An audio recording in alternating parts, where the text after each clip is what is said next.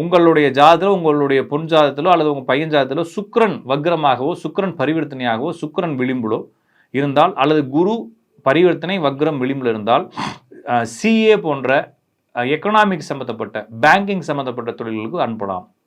ஒரு ஜாதகத்தில் குருவோ சூரியனோ பவர்ஃபுல்லாக இருந்துச்சு அப்படின்னா அவங்க வந்து ஆளுமையான பணிகள், பேங்க் எக்ஸாம் எழுத வைக்கிறது, கவர்மெண்ட் எக்ஸாம் எழுதி வைக்கிறதுலாம் செய்யலாம்.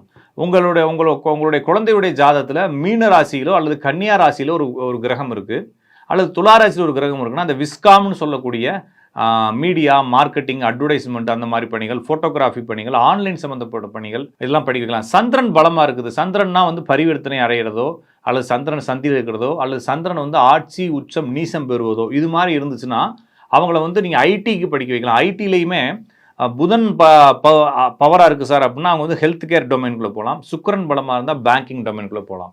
அப்போ இந்த தொழில்கள்லாம் படிக்க வைக்கலாம். சார் என்னுடைய பையனுடைய ஜாதத்தில் சனியும் செவ்வாயும் சேர்ந்துருக்கு சார் அப்படின்னா இன்ஜினியரிங் விடலாம்.